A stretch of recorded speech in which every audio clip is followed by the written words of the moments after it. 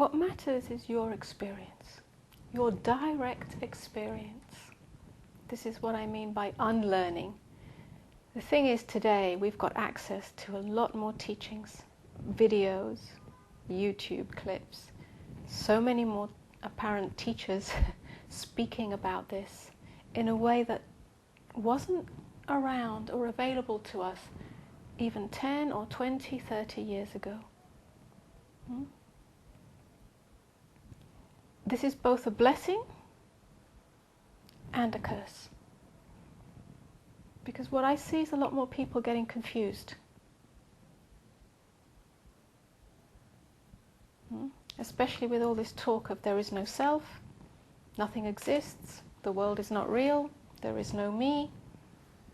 So then that sets up a mental picture of what that means. Because surely if there is no me, there is no self, then I have no awareness of the I. So then we're constantly comparing our own direct experience with this idea of having no self. Well, if you have no self, no sense of I, you're either insane or you're dead.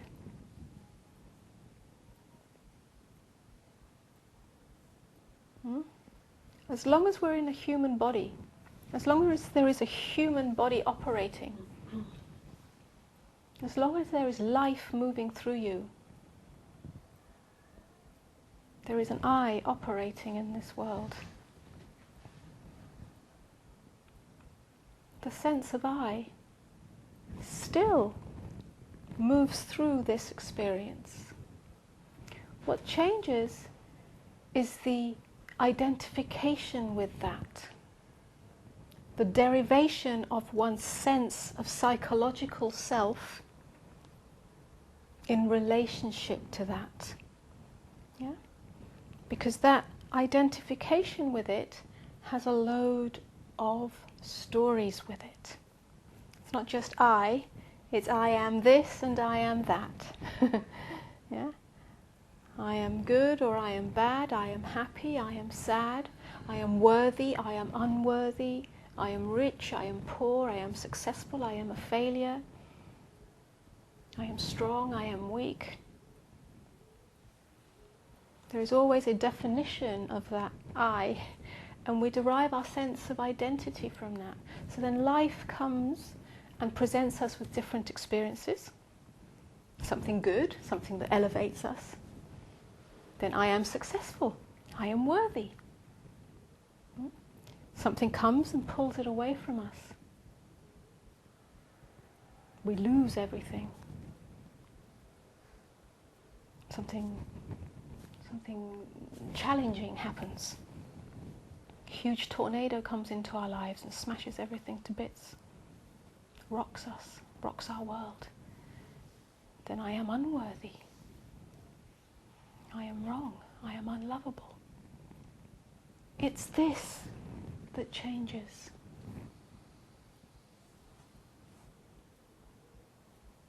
And even then, sometimes these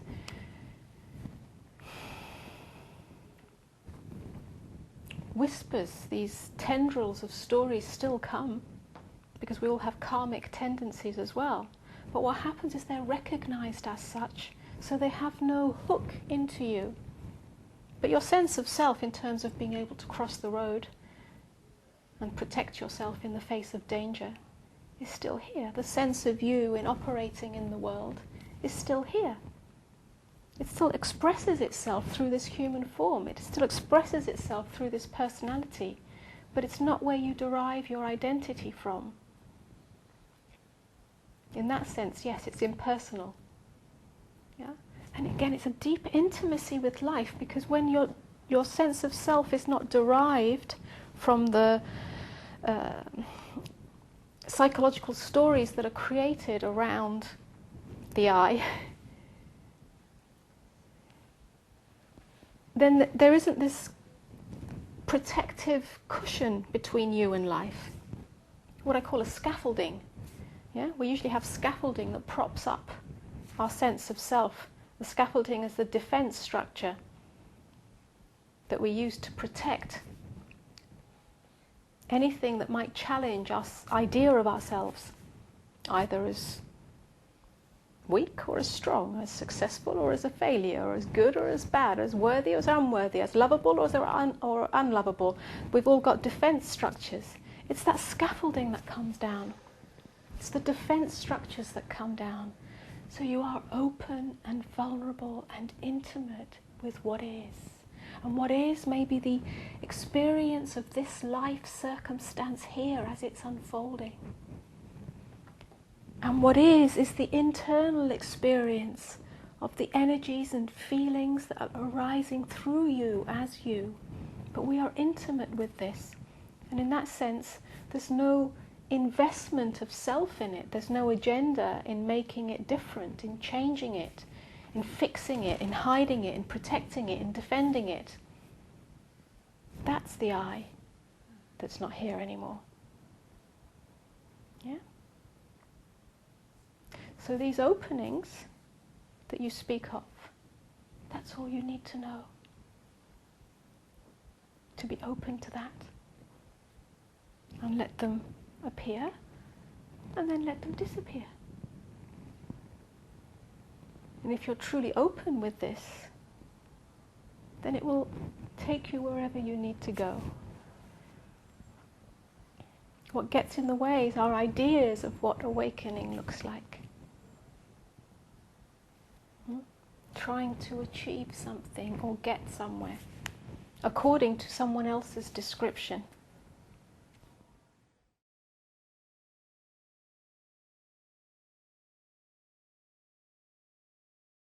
The invitation in this is to open to all of it. Let it swing, let it open, let it close. And there's a deeper openness, I can't tell you how, but that's for you to discover if it's possible to open even wider than both the delusion and the opening, the loved upness, or however you're describing it. Open even wider than that. And watch the tendency to grasp onto one and try to avoid and reject the other. Because that's the challenge. This closure that you speak of, this suffering or delusion or lack of clarity, is part of your tendency, your personality tendency, from your particular story, from your particular life and how it's unfolded as this human being. Yeah? I don't know the details of that, but the details are not relevant right now. That's for you to know. Yeah? Maybe there's a tendency to, I don't know, feeling separate or abandoned or, I don't know, whatever it might be, whatever your particular wound is. Yeah? Here, amidst that particular tendency to close and to go into confusion and whatever it is your doorway, your opportunity, the gift of that is to invite you into a deeper opening within it and almost underneath it and around it. To watch where you reject that.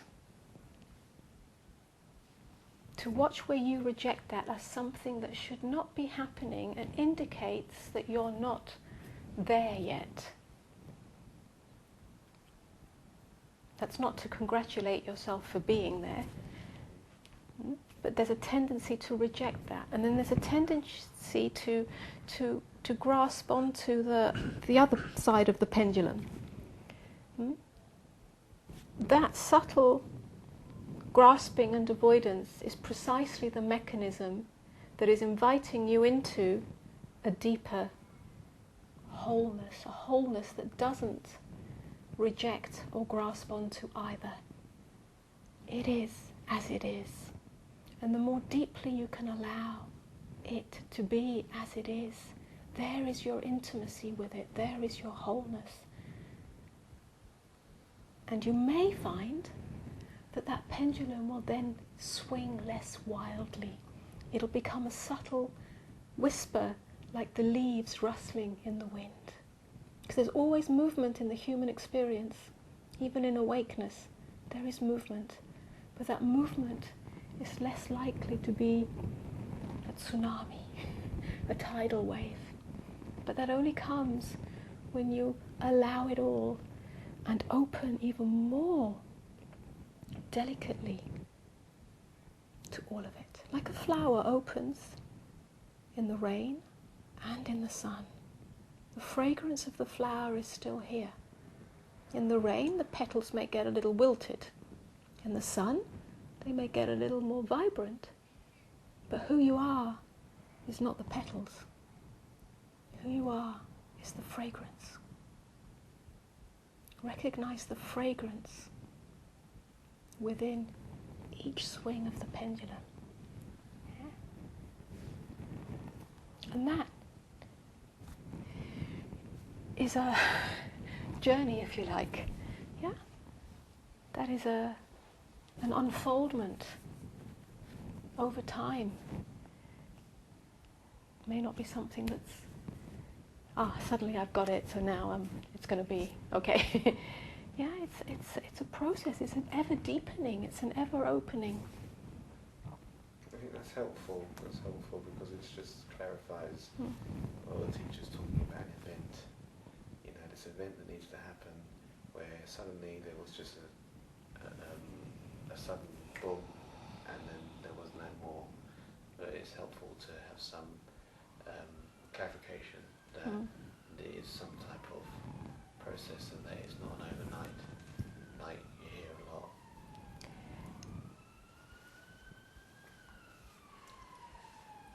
For some it happens suddenly and for some it happens gradually.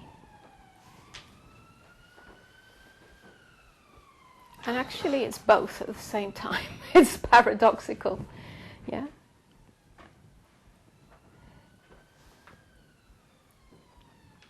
But to wait for some cosmic force to come down and go, right, that's it, here's the event, you're now awakened, isn't how it is really. It is how it presents itself to you in your life. And it may be along this capacity to keep on opening to all of it, that there does come a moment where it's finally seen through. It's finally seen through, but it's not a happening and it's not an event. It is a cutting, if you like, a dissolving of the core fixation on being identified with anything that happens. But things still start, there's still movement after that. Yeah, there's still movement. It just doesn't have the same impact.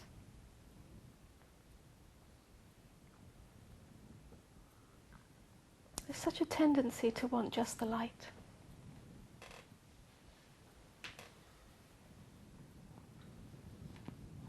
There's such a tendency to want just the love. The love that is actually an imagination of the mind. Because just like awakening, love has an idea attached to it, a picture attached to it. Love is supposed to feel nice. Love is supposed to feel kind and good. Yeah? Our idea of love should conform to how we want it to feel and look. So then we chase this illusory idea, this imagination. And in chasing this imagination, what we've done is created a boundary around it, like a picture postcard, taken a snapshot of love, and said, this is what I want. And in doing so, we have lost the intimacy with what is available to us. Because love is not a picture postcard. Love is not an idea.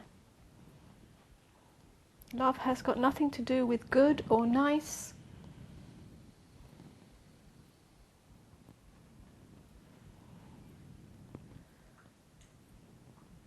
Or soft. Or kind. Love is something much bigger than that. Love is something much more complete than that. Love is something much more unknown than that, much more intimate. It's the closest of the closest experiences.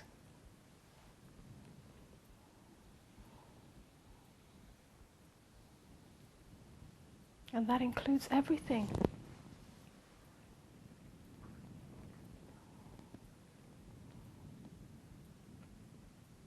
Love is what is revealed,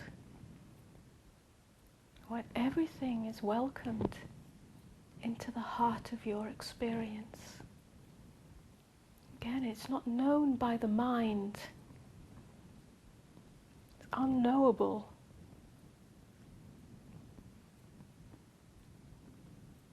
So to chase this idea of love or try to hold on to one side of the apparent pendulum swing of the human experience is a delusion. It's like chasing your own tail.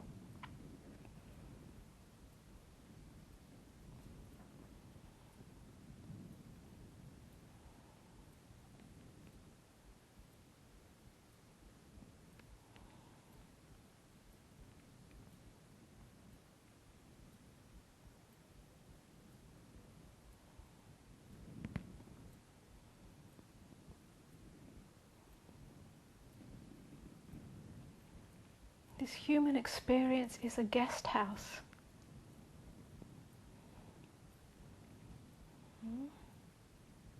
In other words, invite everything into the unboundedness of your true nature, into the heart of direct experience, the heart of reality. It's only our rejection of what is already here that creates suffering, psychological suffering.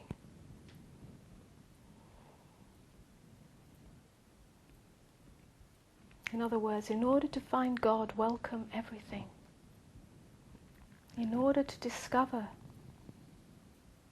your true nature as oneness, as wholeness, as God essence,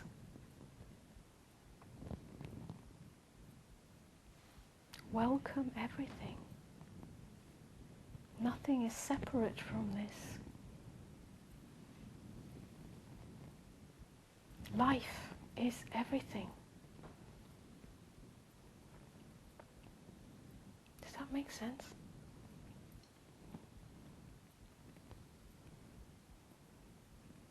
It's not what we want to hear. It's not what we want to know or understand or recognize.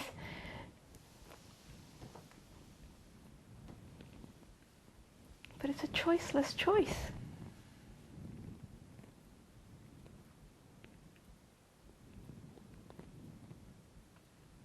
None of our ideas about it, or hopes about it, or screaming about it, or rejecting it makes it any other way.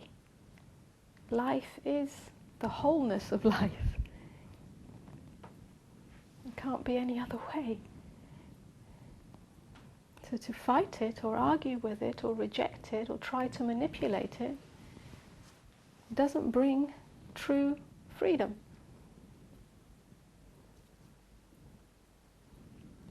Just more suffering. When we finally let go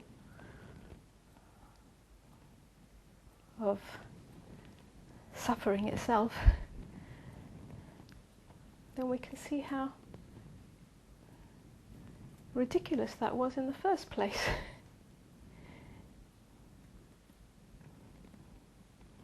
Yes, there's suffering on a human level, the suffering of death or loss or heartbreak, or the atrocities and tragedies that we see in the world, and that breaks our heart open, breaks it even wider. Because what happens in the world is not separate to you.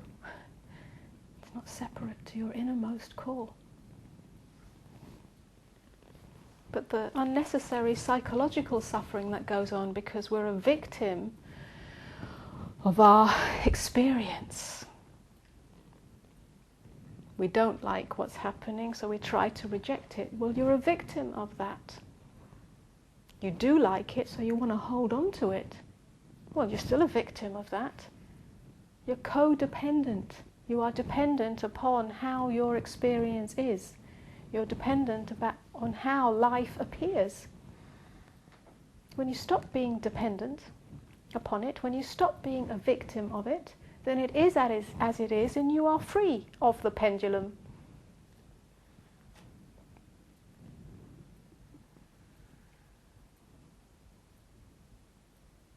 Then you recognize, or you live, or you are intimate with the non-dual core of duality itself. And then this idea of duality and non-duality being two separate sides of the coin, two separate realities. So we try to avoid duality and hold on to non-duality. That stops. Yeah? That division stops. You stop looking for anything. You're simply here as it is, deeply intimate with this moment, open to it, vulnerable to it, with it.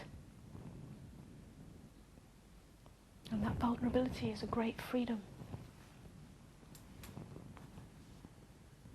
And again, each of us must discover this for ourselves. What does it mean to be more deeply intimate with this moment? What does it mean to be more open with this moment? What does it mean to be vulnerable to and with this moment? I can't tell you how to do that. Because actually we know, each of us knows, in our deepest, innermost core, we are that anyway. Otherwise there wouldn't be a longing to return to that. So actually you know, in your deepest self, what this is that's being spoken of. So it's not a matter of learning another tool for getting there. You already are that. It's just a matter of shifting the attention from the surface reality, from the trying to get somewhere, to fix it, to change it, to manipulate it, which is on a horizontal dimension, to resting deep, vertically within this moment, and this moment, and this moment, and this moment. And there will always be waves on the surface. There will always be duality on the surface.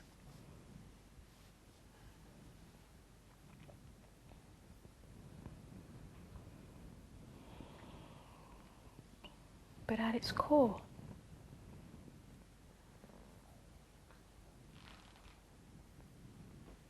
it is whole, it is complete as it is.